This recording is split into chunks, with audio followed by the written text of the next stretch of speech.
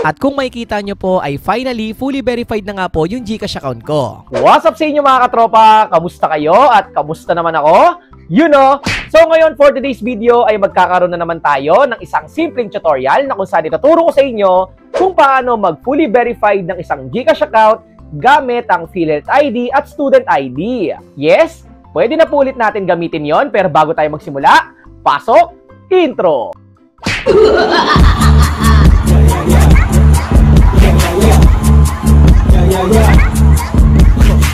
Kung PhilHealth ID at Student ID lang yung meron ka sa ngayon at gusto mong ma-fully verified yung GCash account mo, ang video na to ay para sa'yo. Before po tayo magsimula sa pag-fully verified ay just make sure lang po na picturean mo muna yung Student ID or PhilHealth ID mo. Kapag nakasave na sa gallery mo at nakaready na, punta na tayo sa tutorial. Let's go! Bago po tayo magsimula sa pag-fully verified ng ating GCash account gamit ang Student ID at PhilHealth ID, just make sure lang po na napicturean nyo na po yung mga ID na ito bago po tayo magsimula.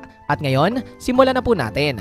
Ang unang step ay buksan po muna natin ang ating GCash application at dito kailangan naka-update na rin po yung GCash application nyo before po tayo mag-fully verified.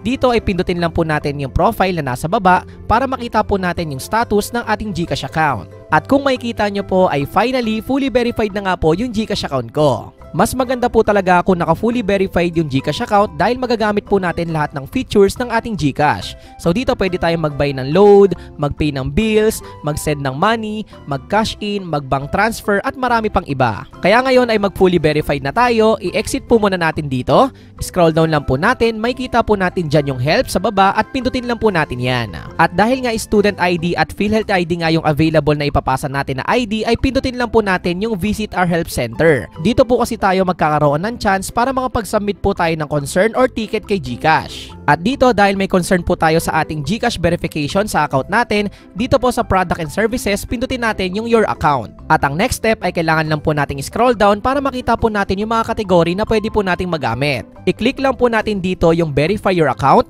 Nandito po yung kategory na Get Fully Verified, yung listahan ng mga valid IDs. Kung hindi nga ba na fully verified ay nandito nga po yung kasagutan. At dahil nga meron tayong concern pagdating sa ating GCash verification ay kailangan po nating pindutin yung pinakaunahan na Get Fully Verified. At dito na po natin makikita yung mga bagong update ni GCash, yung mga requirements sa pag-fully verified, kung ano nga ba yung mga valid ID na pwede. At dahil nga Student ID lang yung meron tayo at PhilHealth ID ay gagawan po natin ng paraan yan. Kailangan lang po nating i-scroll down sa pinakababa at hanapin po natin yung kategory ng error message. So dito may nakalagay po dyan na Submit a Ticket Here ay kailangan po nating pindutin yan. And after po nyan ay mapupunta po tayo dito sa Submit a Ticket or magsasagot po tayo ng form.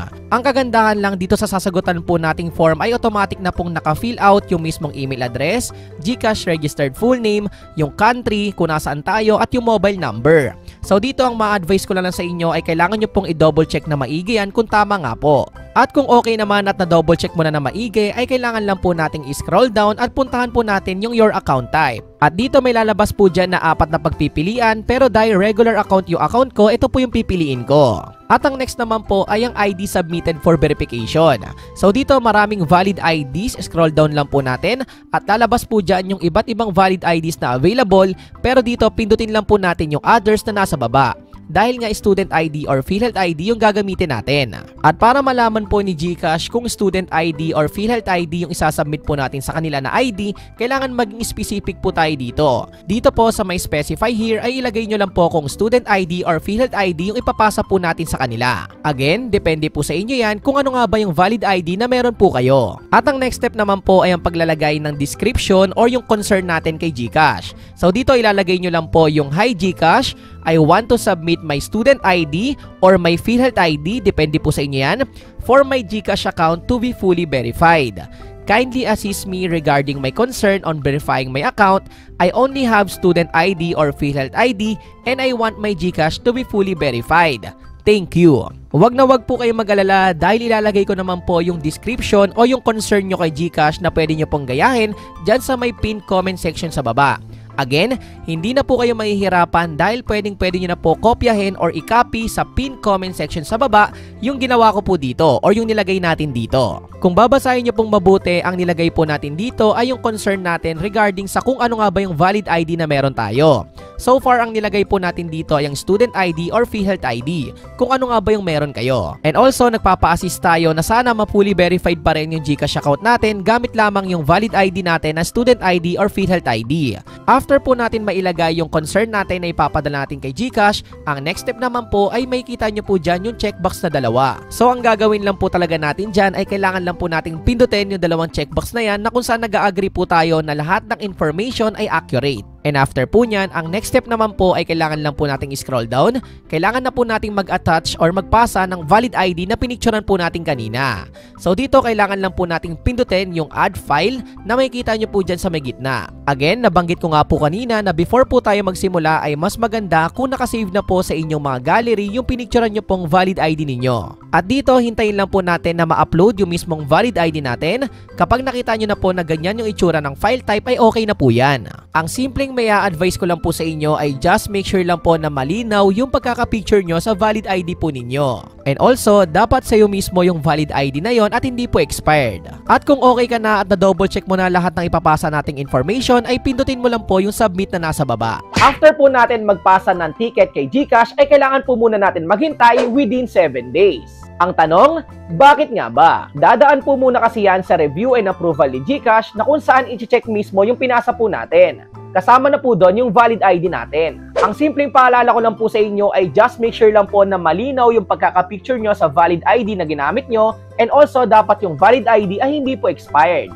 At dapat ikaw mismo yung may-ari ng valid ID na yon. And also, mas maganda po kung palagi mo pong i-check yung email mo na nakakonect sa GCash mo. Doon po kasi sa email na yon ay magpapadala po ng notification and update regarding po sa ticket na pinasa po natin kanina. At ayun lang po yung steps na kailangan nyong gawin at sundin para makapag-fully verified ka gamit ang PhilHealth ID or Student ID. At ayun lang po yung simpleng tutorial natin sa araw na to at sana meron ka pong bago natutunan. At kung ikaw ay may At ayun lang po yung simpleng tutorial natin sa araw na to at sana meron ka pong bago natutunan. At kung ikaw ay may clarification, suggestions, or questions, ay pwede mo yung i-comment dyan sa may comment section sa baba. And also, pwede mo ring i-like and follow yung Facebook account ko na makikita mo dito.